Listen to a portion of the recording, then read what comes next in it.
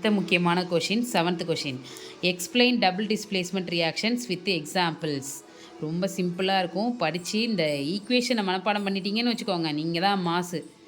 Double displacement reaction when two compounds react if their ions are interchange. அதாவது ரெண்டு compounds வந்து react பண்ண போது when two compounds react if their ions are interchange. அதில் இருக்கக்கூடிய ions interchange ஆகிக்கிறது. இப்போ எக்ஸாம்பிளுக்கு பாரு, இங்கே வந்துருங்க. PbNO3 2KIன்னு இருக்கா. இதில் என்ன ஆகிடும், நான் முன்னாடியே உங்களுக்கு சொல்லியிருக்கேன். இந்த 2 போட்டிருந்தாங்கன்னா இது கேக்கும் உரியது, ஐக்கும் உரியதுன்னு சொல்லியிருந்தேன். இப்போ இது எப்படி பிரியுதுன்னா, இது பாதியாக பிரிஞ்சிருச்சு, இது பாதியாக பிரிஞ்சிருச்சு. புரியுதா? பாதியாக பிரிஞ்சாலும் ஐயில் என்ன இருக்குன்னா, ஐ வந்து 2 இருக்குது, 2I இருக்குது. புரியுதா? இப்போ என்ன பண்ணும், இந்த PB வந்து போய் இந்த ஐ கூட சேர்ந்துடும். ரெண்டு ஐ இருக்குல்ல, அதனால் PbI2. அடுத்தது என்ன பண்ணும், இந்த 2K வந்து NO3யோட போய் சேர்ந்துடும். 2KNO3. அப்போ கீழே இருந்துற 2 எங்கே மிஸ் அப்படின்னு நீ கேட்ப. அந்த 2வை தான் இங்கே பொதுவாக போட்டுட்டாங்க முன்னாடி. இப்போ இந்த 2 என்ன சம்மந்தம், என்ன அர்த்தம்?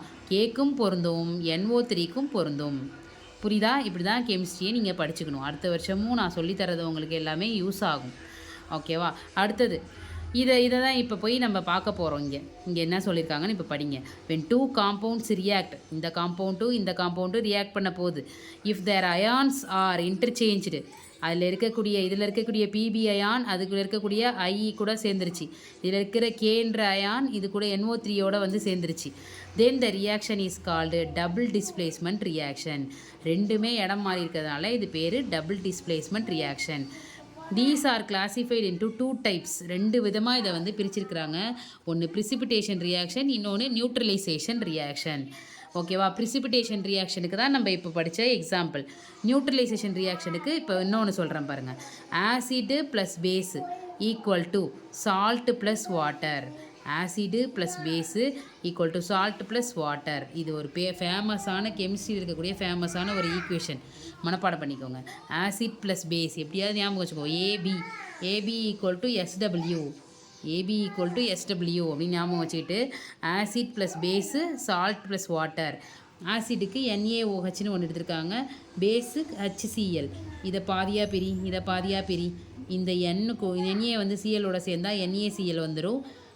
இங்கே OH ஒன்று இருக்குது, H ஒன்று இருக்கா, Hம் சேர்ந்து H2ஆக மாறிட்டு O. கிளியரா?